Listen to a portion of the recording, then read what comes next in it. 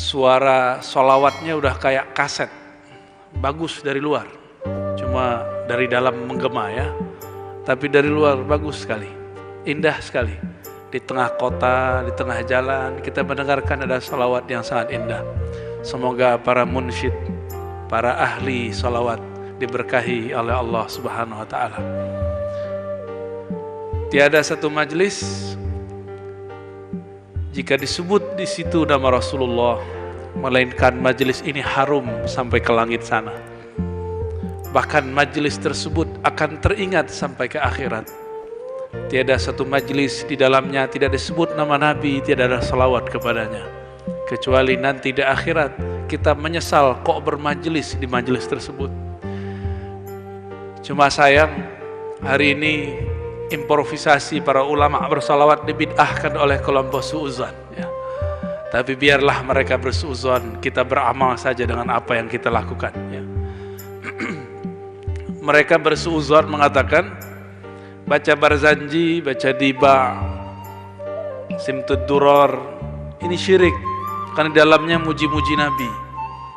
Dia puji-puji Syekh Albani, kita nggak masalahin ya. Kenapa kita puji Nabi kita dimasalahkan? Dia puji-puji imamnya, kita tidak masalahkan. Tapi kita puji baginda Nabi SAW, dianggap itu syirik. Mereka tidak bisa membedakan antara memuji dengan menyembah. Dua hal yang sangat berbeda. Maka teruskan bersalawat kepada Nabi SAW ya. Meskipun bumi ini bergoncang, kita tetap salawat kepada Nabi Muhammad SAW. Tema kita ini karena mungkin baru. Kalau mau nanti, saya nyaman itu kalau ngaji kitab. Kalau ceramah ini kan kadang-kadang kita ngomong sama nafsu kita kadang ya. Tapi kalau pakai kitab ada panduan di depan ya. Next, semoga nanti ngajinya ngaji kitab ya. Daurahnya daurah kitab. Nanti kita ambil kitab-kitab yang dulu ditulis oleh Syekh Abdul Somad Al-Falebani misalnya, atau kitab yang ditulis oleh ulama-ulama ahlu sunnah siapapun itu, nanti kita bedah supaya tambah yakin bahwa yang mengislamkan Palembang itu dulu adalah ulama-ulama ahlu sunnah berhaluan Asy'ariyah Maturidiyah, yang oleh mereka disebut kita ini, ulama kita ahlu sunnah itu yang Asy'ari Maturidi, disebut oleh mereka menipu umat. Jadi saya baru saja dapat tulisan, mereka kirim ke kita, apa kata mereka? Orang-orang Asy'ariyah Maturidiyah menipu umat puluhan tahun. Ini Pak Kiai ini penipu kata dia nih ya. Karena ngajarin sifat 20 ya. Ini para ustadz kita nih, Ustadz Hadi ini dianggap penipu karena ngajarin sifat 20. Begitu mereka suuzon kepada kita. Mana ada ulama mau menipu umatnya? Ada nggak ulama mau menipu umat? Nggak ada ulama mau nipu umat. Itulah manhaj suuzon ya. Suuzon aja bawaannya. Kita mengajarkan akidah yang sahih, dianggap kita menipu umat. Kita ingin memperbaiki kolbu, dianggap kita beragama sufi. Kita bermazhab Syafi'i, dianggap kita bertentangan dengan Imam Syafi'i. Maka mereka pun sekarang buat maktabah Syafi'i, ma'had Syafi'i, tapi isinya membatalkan ajaran Imam Syafi'i. Ini yang harus diwaspadai. Maka kita harus mulai membangkitkan apa yang sebenarnya ada. Dan tidak mungkin itu kecuali dengan membangkitkan ilmu sanad, ilmu bersanad kepada para imam. Bolehlah semua orang ngaku dia keturunan Nabi, tapi cukup buktikan mana silsilah dan nasabnya kepada Nabi. Bolehlah siapapun mengaku ahlu sunnah, ajarannya mengikuti salaf. Kita minta saja, mana sanadmu ke ulama salaf? Kita punya sanad. Sanad itu garansi bahwa akidah kita betul-betul bersumber dari para ulama salafus saleh. Lalu mereka berangan-angan, berkhayal, katanya ilmu mantik haram, ilmu logika haram. Lalu mereka bermantik. Apa kata mereka? Kalau kamu bermazhab Syafi'i, kenapa tidak ikut mazhab Syafi'i? Kok ikut mazhab Asy'ari? Ya. Kalau Ahlus Sunnah itu Asy'ariyah, kenapa Asy'ari tidak diikuti oleh Syafi'i? Itu lucu nggak pertanyaannya? Kalau Ahlus Sunnah itu Asy'ari, kenapa Imam Syafi'i tidak ikut? Pertanyaan begini, sok ilmiah, sok kritis, tapi mati bunuh diri namanya. Ya. Ini orang kalau perang namanya mati konyol. Kenapa? Dia tidak mengerti tahun wafat. Dalam ilmu hadis ada namanya ma'rifatu tarikh wafayat. Mengetahui tahun wafat.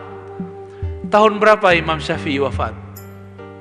204. Lahirnya 150. Imam Asy'ari tahun berapa wafatnya? 324 atau satu riwayat 333. Yang asah, yang lebih mendekati kebenaran 324. Lalu kapan lahirnya? Diperkirakan 250 sampai 260 antara itu. Kan dulu nggak ada KTP ya, jadi ditakar-takar oleh ulama. Saya menyebutnya 255, tapi kebanyakan ulama menyebutnya 260. Ini, oke? Ketemu nggak Imam Asy'ari dengan Syafi'i? Mana mungkin orang yang sudah mati ikut orang yang hidup? Betapa khurafatnya pertanyaan ente ya. Jadi orang yang bertanya begitu, itu khurafat tuh otaknya. Bagaimana mungkin orang yang sudah wafat ikut orang yang belum lahir? Saya mengikuti orang yang hidup sahabat setelah saya, mungkin nggak? Maka dia harus belajar ilmu sanad. Imam Asy'ari itu punya guru, ada beberapa gurunya. Saya sudah sering sebut di event-event tertentu bahwa Al-Imam Abul Hasan Al-Asy'ari, dia punya ayah. Siapa nama ayahnya? Syekh Ismail ya. Imam Abul Hasan Al-Asy'ari ini, beliau punya guru kawan ayahnya, namanya Zakaria As-Saji. Imam Zakaria As-Saji berguru kepada dua imam besar, Al-Qarabisi dan Ahmad bin Hanbal. Dua-duanya murid daripada Imam Syafi'i. Maka Imam Asy'ari itu dalam bab ilmu sanad disebut cucunya dalam nasab pengetahuan. Jadi Imam Asy'ari itu dialah yang ikut Imam Syafi'i, jangan dibalik. Ya, ada orang nanya, kalau akidah Ar-Razi itu benar, kenapa Syekh Abdul Somad Palembani tidak ikut? Sama kayak gitu. Paham? Tadi kayaknya belum paham juga ya. Paham? Ya. Kalau Ar-Razi itu akidahnya Ahlus Sunnah benar, kenapa Syekh Abdul Somad tidak ikut Ar-Razi? Sama itu, mereka nanyanya begitu. Kalau Asy'ari itu Ahlus Sunnah, kenapa Imam Syafi'i gak ikut Asy'ari? Berarti orangnya halu atau halu. Dia masih membayangkan Imam Syafi'i itu hidup setelah atau sezaman dengan Imam Asy'ari. Itulah akidah al-haluwiyah ya. Ngayal aja dia ya.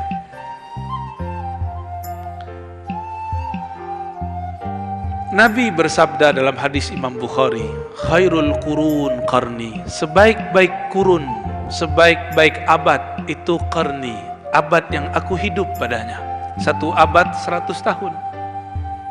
Summal ladzina yalunahum, lalu abad kedua. Summal ladzina yalunahum, lalu abad ketiga. Inilah pembatasan salaf menurut para ulama. Coba tadi, Imam Asy'ari lahir tahun berapa? Perkiraan? Dari 250 sampai 260. Salaf bukan? Ujung salaf tahun 300. Salaf bukan? Salaf. Kata mereka, akidah Ibnu Taimiyah adalah akidah salaf. Dan mereka menyebut manhajnya sekarang manhaj salaf. Coba kita perhatikan, Ibnu Taimiyah itu wafatnya tahun 728 Hijriah. Apakah dia lahir tahun 200? Berapa tahun tuh umurnya? Lahir tahun 200, wafat tahun 700. Bisa? 5 abad? Mustahil. Ya. Ibnu Taimiyah wafat 728, dia lahir di tahun 660-an. Sekitar itu. 728 Hijriah disebut abad ke-8 Hijriah. Jaraknya dengan tahun 300 berapa abad? 4 abad. Jadi yang akidahnya bersumber dari zaman salaf, akidah Asy'ari atau Ibnu Taimiyah? Akidah Imam Asy'ari yang lahirnya 250-an atau 260, atau akidah Ibnu Taimiyah yang wafatnya di abad ke-8 Hijriah? Mana yang disebut salaf secara waktu? Asy'ari. Tapi biasalah ya, karena Imam Asy'ari ini laku keras beliau ini, maka diklaim nggak bisa tembus lewat tahun, lewat kitab. Maka mereka bawakan kitab Al-Ibanah fi Usulid Diyanah. Kitab ini awal-awal dulu dicetak di India, tapi di dalamnya sudah disusupi oleh orang-orang yang memalsukan isi kitab, walaupun nyelip di tengah. Apa kalimatnya? Ya sakinas sama. Mana ada pernah Asy'ari ngomong begitu? Imam Asy'ari selalu mengatakan ya Rabbas sama. Dicetakan Doktorah Fauqiyah, sudah sangat bagus. Saya pun kira sudah tidak ada lafaz itu. Ternyata dia pakai manuskrip dari Alexandria. Lafaznya diganti, ya sakinal arsh, wahai yang tinggal di arsy. Itu manuskrip, belum tentu karya beliau. Ataupun itu karya beliau tapi disalin oleh orang yang tidak berakidah seperti beliau. Imam Asy'ari akidahnya seperti disebutkan oleh Imam Subki, sama persis seperti akidah Ahmad bin Hanbal. Akidah Imam Ahmad bin Hanbal sama persis seperti akidah Imam Syafi'i. Mereka berdua tidak pernah mengatakan ya sakinas sama, ya sakinal arsh, wahai yang tinggal di langit, wahai yang tinggal di arsy. Gak ada. Yang ada mereka membaca seperti tertulis dalam akhir surat Taubah, Rabbul Arsyil Azim. Jadi mereka menulis ya Rabbal Arsh, bukan ya Rabbas Sama, ya Sakinal Arsh. Jadi satu huruf, satu kata diganti, kata Rabba menjadi Sakin. Oleh Imam Sya'rani ini disebut dengan madsus, kitabnya disisipi. Ternyata Imam Sya'rani di masa hidupnya kitab dia sudah disusupi orang, karena dulu buku tidak ada copyrightnya, nggak ada PDF-nya dulu ya, nggak bisa masuk Google dulu. Terus gimana? Dulu buku itu disalin, siapapun bisa menyalin. Maka para ulama kita memutuskan untuk kembali kepada murid-murid Imam Asy'ari. Dicarilah Imam Ibnu Mujahid, dicari kitabnya. Tidak ada beliau meriwayatkan bahwa Imam Asy'ari mengatakan ya sakinal sama, ya sakinal arsh, wahai yang tinggal di langit yang di arsy. Dicari lagi murid Ibnu Mujahid, murid Imam Al-Bahili. Jadi Imam Asy'ari ini punya murid banyak. Ada Ibnu Mujahid, ada Al-Bahili, Abul Hasan Al-Bahili. Gimana? Pusing nyebut nama dari tadi ya? Gak apa-apa, lantum kan ada rekaman yang tertonton aja lagi. Abul Hasan Al-Bahili punya murid 3. Ibnu Furak Al-Isfaraini. Satu lagi, ada yang tahu? Al-Baqillani, yang paling alim nih Baqillani. Ya. Ini mereka dapat gelar macam-macam ini. Kemarin gelar itu dikasih ke saya waktu di Pekanbaru ya. Tapi beda-beda tipis. Cuma kita merasa tidak pantas dapat gelar itu. Ya. 3 imam ini punya risalah, punya buku, punya kitab. Ibnu Furak menulis kitab Maqalatul Imam Abul Hasan Al-Asy'ari. Tidak bertemu lafaz ya sakinal arsh, ya sakinas sama. Imam Isfaraini punya kitab Imam Baqillani punya kitab, tidak bertemu satupun lafaz redaksi ya sakinal arsh. Jika murid mengatakan tidak ada, lalu ada buku yang muncul belakangan, yang disalin belakangan, bukan disalin langsung oleh muridnya, menyebutkan lafaz yang berbeda dengan ajaran sang guru, mana yang diikuti? Tentu ikuti murid, bukan salinan yang bermasalah itu.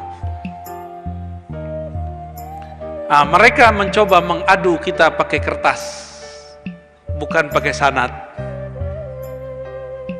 Giliran kita uji akidah dia, pendirian dia dengan gurunya, gurunya pun dia tinggalkan. Satu kali saya menguji mereka dengan kitab Ar-Ruh karya Ibnu Qayyim, bahwa Ibnu Qayyim bilang kirim Fatihah sampai kepada mayit, baca Fatihah di kubur boleh. Gimana? Oh, mereka bilang, oh ini nggak bener. Yang nulis siapa? Ibnu Qayyim. Ibnu Taimiyah punya wirid Fatihah arba'ina marrah ba'da subuh. Baca 40 kali Fatihah setelah subuh. Bahkan di kitab Al-Wabilus Sayyib belum membacanya dari pagi sampai tengah siang. Lalu ditanya oleh muridnya, wahai Tuan Syekh Ibnu Taimiyah, kenapa engkau zikir sepanjang itu? Apa jawaban beliau? Zikir itu adalah sarapanku. Jika aku tidak sarapan, maka jiwaku lemah. Kalau ada sekarang orang di Masjid Agung nih, sholat, habis itu zikir panjang-panjang seperti As-Sammani. Oh, dibilang apa nanti? Dibilang gila, ya. Dibilang ahli bid'ah. Mereka nggak terima. Jadi kalau adu-adu kitab, ayo. Ente adu imam kita sama kitab, ayo kita adu imam ente sama kitab. Yang paling lucu apa? Mereka mengharamkan mantik, tapi mereka tidak sadar Ibnu Taimiyah membuat kitab mantik baru. Mantik anti mantik, namanya Ar-Raddu 'alal Mantiqiyin, menolak ahli mantik. Ada kaidah mantik, dia batalkan, lalu dia usulkan 4 kaidah baru. Sama aja buat mantik baru. Dia haramkan ilmu kalam, lalu dia berkalam-kalam dalam kitab Darut Ta'arud. Itu kitab tebal sekali, sampai mereka mentahzir sendiri kitab itu. Kitab imamnya ditahzir. Syekh Muhammad Hisan di Mesir yang baru-baru ini diadili, lalu saya nggak tahu apakah dia pura-pura mengakui akidah Asy'ari atau tidak, wallahu alam. Muhammad Hisan itu mengatakan, ngejek kitab Ar-Ruh. Adalah adri, gitu dia ngomong. Bagaimana mungkin? Masa si Ibnu Qayyim meriwayatkan riwayat-riwayat seperti ini? Riwayat mengenai bacaan Fatihah sampai kepada orang meninggal. Jadi mereka kalau beda dengan faham dia, imamnya pun ditinggalkan. Ya, kita ada riwayat yang sahih bahwa Imam Ahmad bin Hanbal awalnya melarang orang baca Fatihah di kubur, lalu dia bolehkan. Mereka nggak percaya. Padahal itu diriwayatkan oleh Imam Al-Lalikai, diulang kembali oleh Ibnu Qayyim Al-Jauziyah. Mereka nggak percaya, suka ngadu-ngadu. Pas kita adu-adu juga nggak bisa kuat juga. Ya, saya sekarang sedang mereka bunuh karakter saya dengan cara apa? Diadu dengan Syekh Albani. Ya, gimana cara jawabnya? Apa kata mereka? Siapa ente? Mana karya ente? Albani nulis, ente mana tulisan? Kita nggak mau nulis sesuatu yang sudah dihasilkan oleh para ulama, disebut tahsilul hasil. Di kampus kita kalau nulis harus ada tulisan pembahasan bab khusus, subbab, pembahasan terdahulu yang relevan, supaya tidak menghasil yang sudah dihasilkan orang. Kalau ada satu coret, dicoret langsung oleh kaprodi, dicoret langsung oleh direktur, ditolak. Tapi karena Syekh Albani kan nggak ngampus, dia nggak ngampus pak, ini jujur-jujur aja nih. Kita alhamdulillah S1, S2, S3 lewat. Ya, kalau dia nggak ngampus, ini kalau orang nanya-nanya, ya ente siapa? Ya saya dokter. Boleh nggak ngomong gitu Pak Haji? Sombong nggak ngomong begitu? Lah enggak, kan ada apa adanya. Sombong itu Kalau saya merasa pengen dihargai dengan gelar itu, kan dia nanya ente siapa? Ya kita jawab kita dokter. Kami kalau dulu nulis satu makalah saja itu dibantai habis-habisan oleh dosen, oleh kawan-kawan. Maka kita nggak mau nulis sesuatu yang abal-abalan, apalagi menghasilkan yang sudah dihasilkan orang. Bagaimana menurut teman-teman sekalian? Sahih Bukhari itu sahih nggak? Sahih Bukhari, kitab Sahih Bukhari, tahu Sahih Bukhari? Sahih nggak? Ulama sepakat bahwa di dalamnya semuanya sahih. Kalau ada orang menilainya dhaif satu hadis saja, kira-kira orangnya bermasalah nggak? Bermasalah nggak? Anggap nih, mohon maaf, Ustadz Ahmad Idris mendhaifkan 2 hadis di Sahih Bukhari. Kira-kira antum ikut Bukhari Pak Ustadz Ahmad Idris? Ustadz Subki bilang ada 7 riwayat yang dhaif di Sahih Muslim. Kita ikut Muslim atau Ustadz Subki? Namanya Subki kan? Imam Subki. Gimana? Ikut Bukhari atau Albani? Ikut ijma' ahli hadis atau ikut nyelenehnya Albani? Ikut mana? Ibnu Taimiyah mengatakan as-sahhul kitab ba'da kitabillah sahihul Bukhari. Ini ngomong Ibnu Taimiyah, mengulang perkataan Ibnu Salah, ahli hadis dua-duanya. Kitab yang paling sahih setelah Al-Quran adalah Sahih Al-Bukhari. Terus didhaifkan 2 hadis di dalamnya oleh Syekh Albani. Kira-kira gimana? Itu Albani, gak apa-apa, dia setara sama Bukhari. Setara dari mana? Ya kalau imam ente boleh, masa imam masjid kita gak boleh? Masa imam kita gak boleh yang mereka juga ilmiah? Boleh sebenarnya. Kalau kami ngaji hadis, sebenarnya boleh-boleh aja orang mengkritisi Sahih Bukhari. Masalahnya kritik ini diterima atau tidak? Ya, kritik aja Sahih Bukhari, tapi antum gak didengerin orang. Itulah perkataan guru kami Dr. Badi Said Al-Laham. Seandainya Albani nahan diri tidak mengkritik Sahih Bukhari, tentu dia akan diterima banyak orang. Ya. Kadang tidak semua pengetahuan yang kita tahu harus kita sebar. Kita tahan-tahan Pak, ini jujur aja ya. Imam Bukhari punya murid namanya Tirmizi, Imam At-Tirmizi, Abu Isa At-Tirmizi. Judul kitabnya Al-Jami' As-Sahih, kumpulan kitab sahih, tapi dikenal dengan Sunan At-Tirmizi, Salafus Saleh. Semuanya Salafus Saleh. Imam Tirmizi setiap meriwayatkan satu hadis sering mengatakan hasan sahih, hasan sahih, gharib, la narwi illa min hadzal wajhi. Ada kalam-kalam begitu. Lalu kalam-kalam dia didhaifkan oleh bukan imam ya, imam aja ya, Imam Albani deh ya. Imam Tirmizi, imam salaf, mensahihkan hadis. Muncul imam baru di abad 20 mendhaifkan. Antum ikut siapa? Imam salaf atau yang aku salaf? Gimana? Albani mengatakan hadis mengazankan bayi baru lahir dhaif. Imam Tirmizi, imam salafus saleh, mengatakan hasan sahih. Pilih mana? Ikut Tirmizi atau ikut Albani? Susah yang jawabnya. Berarti tuh belum kenal juga siapa Imam Tirmizi. Imam Tirmizi itu imam terbaik setelah Bukhari dan Muslim. Abu Daud itu dia orangnya. Bukhari, Muslim, Abu Daud, Tirmizi. Imam ahli hadis ini. Ya, imam ahli hadis, bukan imam ahli hadas. Ya. 2 hal yang berbeda itu.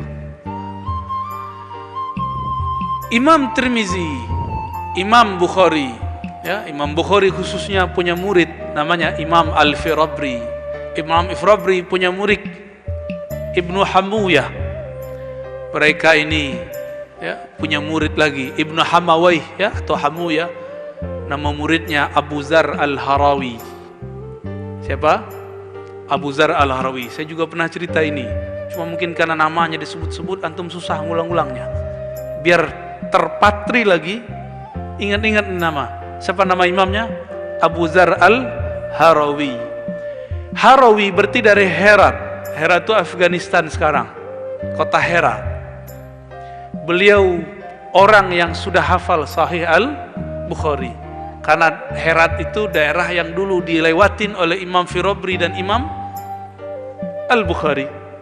Jadi itu negeri-negeri orang yang hafal Sahih Bukhari. Abu Dzar al-Harawi datang ke Baghdad. Dia mau haji tapi ingin nyantri dulu di Baghdad. Dibawalah oleh Imam Al-Hafiz Ad-Daruqutni ke majelis Imam Al-Baqillani yang tadi antum sebut. Majelis Imam siapa? Al-Baqillani. Siapa Baqillani ini? Murid dari Al-Bahili. Al-Bahili murid dari Asy'ari. Berarti generasi ke-3. Abu Dzar al-Harawi diajak masuk seperti Masjid Agung begini. Muncullah Daruqutni dari pintu bersama Abu Dzar al-Harawi. Di tempat duduk ini sedang duduk Imam Al-Baqillani menjelaskan persoalan akidah dengan sangat cemerlang sekali. Imam Abu Dzar al-Harawi bengong. Ini kok ada orang secerdas ini? Kok ada orang mengerti Quran Sunnah sedetail ini? Ketika pulang, Daruqutni kasih kabar ke Abu Dzar. Jadi dia belum kasih tahu siapa tuh orang yang ngomong di dalam. Dikasih tahu oleh beliau, "Hei Abu Dzar, kamu tahukah siapa yang di dalam itu?" Itu namanya Al-Baqillani, Imam Sunnah. Imam Sun. Jadi yang dulu disebut Imam Sunnah itu pengikut Asy'ari. Sekarang kalau Ustadz Sunnah bukan Asy'ari ya. Kayaknya dibentur-benturkan antara Sunnah dengan Asy'ariyah. Qami'ul bid'ah, kata beliau, itu imam memperantas akidah yang bid'ah, akidah yang meyakini bahwa Allah bertempat, berbatas. Besok dia sendiri yang minta, Daruqutni, saya mau ngaji kepada Al-Baqillani. Maka ngajilah beliau beberapa lama, beberapa waktu. Setelah selesai ilmunya terpatri dalam jiwanya, baru beliau berangkat kemana? Pergi ke Haramain, ke kota Mekah dan Madinah. Setiap imam ini duduk, dia ngajar Sahih Bukhari, dan dia juga sekaligus menjelaskan Kitabut Tauhid yang ada di Sahih Bukhari, Kitabul Iman yang ada di Sahih Bukhari, berdasarkan akidah Asy'ari. Jadi imam penghafal, periwayat, pemegang sanad Asy'ariyah plus pemegang sanad Al-Bukhari. Jadi tidak ada pertentangan antara akidah Imam Bukhari dan akidah Imam Asy'ari, sama. Inilah buktinya.